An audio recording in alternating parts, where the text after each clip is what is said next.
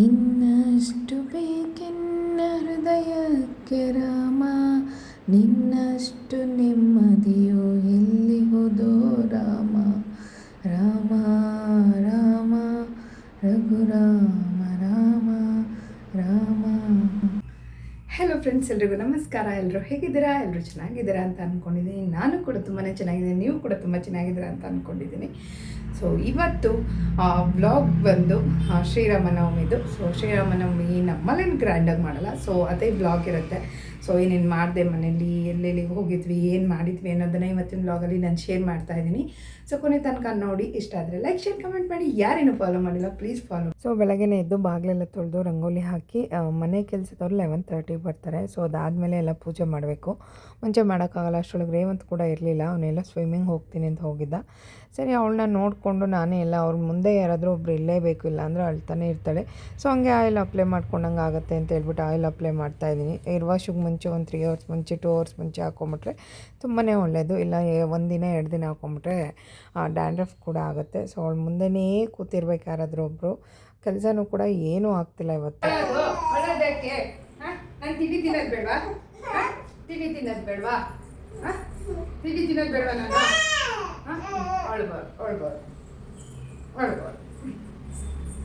ಜುಜು ಮಾಡ್ತೀರಾ?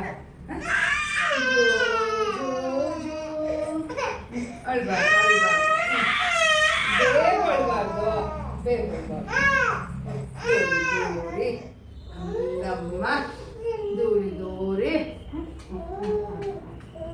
ಆಗ ನೀನು ತಿಂಡಿ ತಿನ್ನೋಣ, ತಿಂಡಿ ತಿನ್ನೋಣ. ಈ ತಿಂಡಿ ಇದೆ, ಪಾಪಗೆ ತಿಂಡಿ ತಿನ್ಸೋಣ. ಬಾ, ಸುಕಡ ಸುಕಡ ಬೇಕಾ ನಿಮಗೆ ತಿಂಡಿ? ನಾನು ತಿಂತೇನೆ, ಬೇಕಾ? ಹೊರ್ಸ್ ತಿಂತೀರಾ? ಹೊರ್ಸ್ ತಿಂತೀರಾ?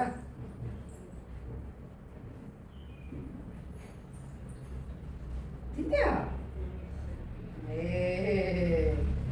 ಇದು ನೀನು ಊಟ ಮಾಡೋದಲ್ಲ, ನೀನು ಊಟ ಮಾಡೋದಿನ್ನ ಲೇಟ್.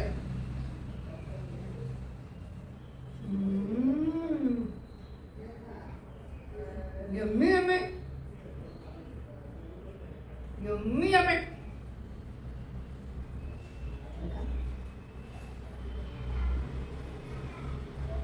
ಬೇಕಾ ಬೇಕಾ?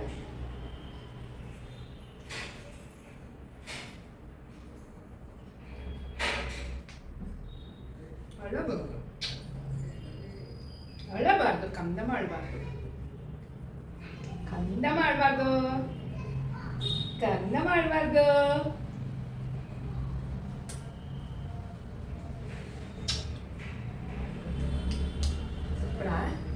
ಸೊ ಆಮೇಲೆ ಅವನು ಬಂದಾಗ ಕೆಲಸದವರೆಲ್ಲ ಬಂದೋದ್ರು. 12:30 ಆಯಿತು. ಸ್ನಾನ ಮಾಡ್ಕೊಂಬಂದು ಸೊ ಫಸ್ಟ್ ಪೂಜೆ ಹೋಗೋಕ್ಕೆ ಮುಂಚೆ ಬೆಲ್ಲ ಎಲ್ಲ ನೆನೆಸ್ಬಿಟ್ಟು ಹೋಗ್ಬಿಟ್ರೆ ಪಾನಕಕ್ಕೆ ಸರಿ ಹೋಗುತ್ತೆ ಅಂತ ಹೇಳ್ಬಿಟ್ಟು ಏನು ಮಾಡಿದೆ, ಬೆಲ್ಲ ನೆನೆಸ್ಬಿಟ್ಟು ಹೆಸರುಬೇಳೆ ಎಲ್ಲ ನೆನೆಸ್ಬಿಟ್ಟು ಆಮೇಲೆ ಪೂಜೆ ಮಾಡಿ ಬಂದು ಬೇಕಾದ್ರೆ ಮಿಕ್ಕಿದ ಕೆಲಸಗಳು ನೋಡ್ಕೊಳ್ಳೋಣ ಅಂಥೇಳಿ ಮಾಡ್ಕೊಂಬರಕ್ಕೆ ಹೋಗ್ತಾಯಿದ್ದೀನಿ. ಇದೆಲ್ಲ ನೆನೆಸಿಟ್ಟು ಹೋದರೆ ಅಟ್ಲೀಸ್ಟ್ ನೆಂದಿರೋ ಅಂಥದ್ದು ನೆಂದಿರುತ್ತೆ.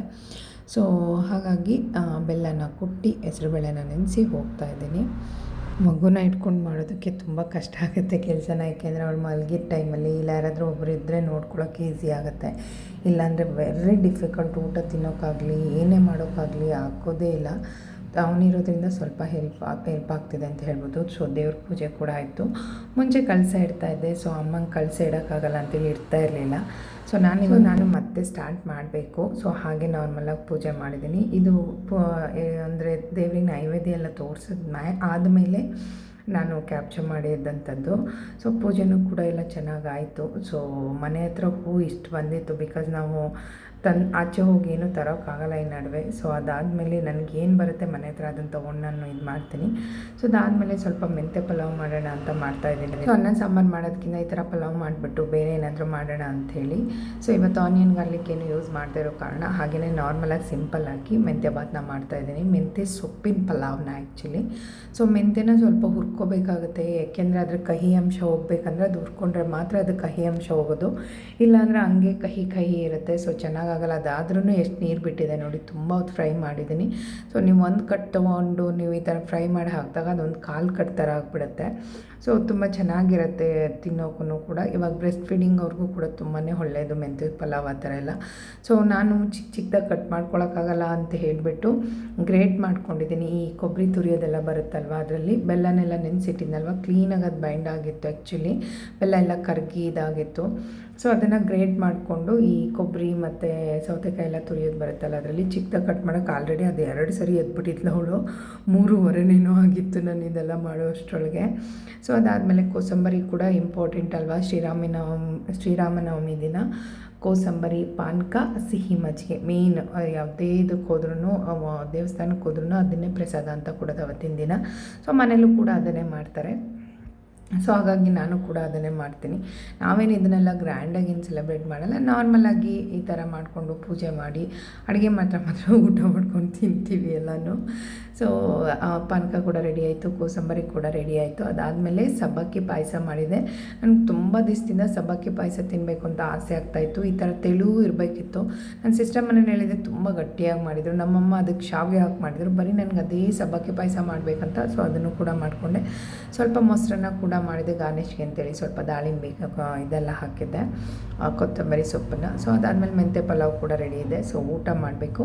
ಊಟ ಕೂಡ ರೆಡಿ ಆಗಿದೆ. ಸೊ ಇವತ್ತು ಇಷ್ಟ ಆಗಿತ್ತು ನಮ್ಮ ಮನೆಯ ಹಬ್ಬದ ಊಟ.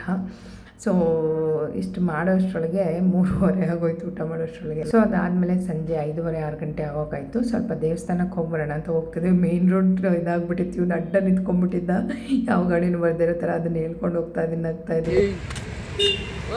ಕಾರ್ ನೋಡು, ನನ್ನ ಕೈ ಹಿಡಿದಿದೆ, ಹೆಂಗೆ ತೋರಿಸಿ.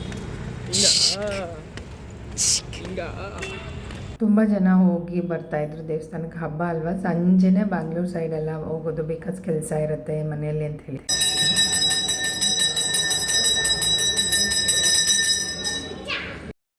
ಸೊ ಹೋದಾಗ ಎಲ್ಲ ಬೇರೆಯವ್ರಿಗೆ ಮಂಗಳಾರತಿ ಆಗ್ತಿತ್ತು. ಯಾವುದೇ ಕಾರಣಕ್ಕೂ ನೀವು ಹೋದಾಗ ಮಂಗಳಾರತಿ ಆಗುವಾಗ ತೊಗೋಬೇಡಿ. ನಿಮ್ಮ ಪೂಜೆ ಮುಗಿಯುತ್ತಲ್ಲ, ನೀವು ಹೋದ್ಮೇಲೆ ಆ ಟೈಮಲ್ಲಿ ನೀವು ಮಂಗಳಾರತಿ ತೊಗೊಂಡ್ರೆ ಅದು ನಿಮ್ಗೆ ಇದಾಗುತ್ತೆ. ಇಲ್ಲ ಬೇರೆ ಪೂಜೆ ಮಾಡಿ ಈ ಥರ ಕೊಟ್ಟಾಗ ನೀವು ಇದು ಮಾಡಬೇಡಿ. ನೀವು ಹೋಗಿ ನೀವು ಪೂಜೆ ಮಾಡುವಾಗ ಇದು ಮಾಡಿಕೊಂಡು ತೊಗೊಂಡಾಗ ನಿಮಗೆ ಆ ಬ್ಲೆಸ್ಸಿಂಗ್ಸ್ ಬರುತ್ತೆ ಅಂತ ಹೇಳ್ಬೋದು. ಸೊ ಡೈರೆಕ್ಟ್ ಹೋಗ್ತಾ ಇರ್ತೀವಿ, ಪೂಜೆ ಮಾಡ್ತಾರೆ, ಆವಾಗ ತೊಗೊಂಡಾಗ ಅದು ಏನೋ ಸರಿ ಹೊಂದಲ್ಲ ಅನ್ನೋ ನನ್ನ ಅಭಿಪ್ರಾಯ. ಸೊ ಆಮೇಲೆ ನಮ್ಮದು ಗಾಡು ಲಕ್ಷ್ಮೀ ನರಸಿಂಹ ಕೂಡ ಅಲ್ಲೇ ಇತ್ತು. ಹಾಗೆ ಅದನ್ನು ಕ್ಯಾಪ್ಚರ್ ಮಾಡಿದೆ. ಅದೆಲ್ಲ ಇದು ಮಾಡಿಬಿಟ್ಟಿದ್ದಾರೆ, ಕವರ್ ಮಾಡಿಬಿಟ್ಟಿದ್ದಾರೆ. ಆದಮೇಲೆ ಆಂಜನೇಯ ಆಗಿರ್ಬೋದು ಅಥವಾ ಬೇರೆ ಬೇರೆ ದೇವ್ರುಗಳೆಲ್ಲ ಇತ್ತು. ಇಲ್ಲಿ ಚೌಟ್ರಿ ಕೂಡ ಇದೆ. ಇಲ್ಲಿ ಮದುವೆಗಳು ಆ ಥರ ಎಲ್ಲ ಆಗುತ್ತೆ. ಅದಾದಮೇಲೆ ಔಟ್ಸೈಡ್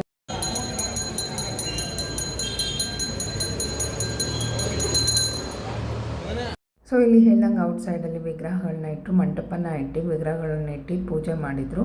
ಸೊ ನಾನು ನೋಡಿದ ಮಟ್ಟಿಗೆ ತುಂಬ ಕಡೆ ಆಂಜನೇಯ ದೇವಸ್ಥಾನಗಳಲ್ಲೇ ಇದನ್ನು ಪ್ರತಿಷ್ಠಾಪನೆ ಮಾಡ್ತಾರೆ ವಿಗ್ರಹಗಳನ್ನು.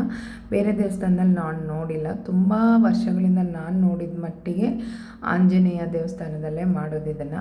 ಸೊ ಅಲ್ಲಿ ಪೂಜೆನೂ ಕೂಡ ಚೆನ್ನಾಗಿ ಆಗ್ತಾಯಿತ್ತು.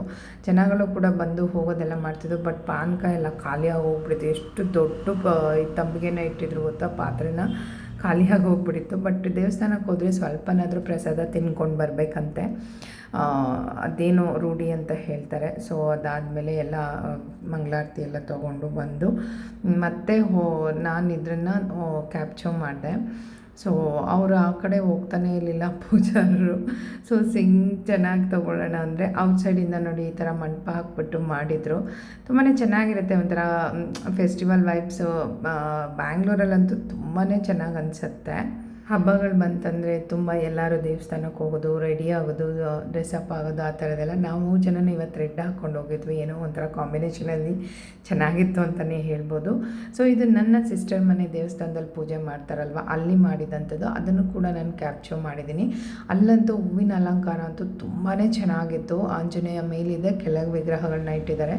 ತುಂಬ ಚೆನ್ನಾಗಿ ಇದು ಮಾಡಿದರು. ಸೊ ಅದಾದಮೇಲೆ ಬಂದ್ವಿ ಮನೆಗೆ. ನಾವು ಆಂಜನೇಯ ಆಗ್ಬಿಟ್ಟು ಎಂತದೇ ಅಮ್ಮ ಇದೆಲ್ಲ ಬಳ್ಕೊಂಡಿದ್ಯಾ, ಮೇಲೆ ಕಣ್ಣಿಗೆ ಕೆಳಗೆ ಕಣ್ಣಿಗೆಲ್ಲ ನೋಡಲಿ. ಹಾಯ್ ಹೇಳು, ಹ್ಯಾಪಿ ಶ್ರೀರಾಮನವಮಿ.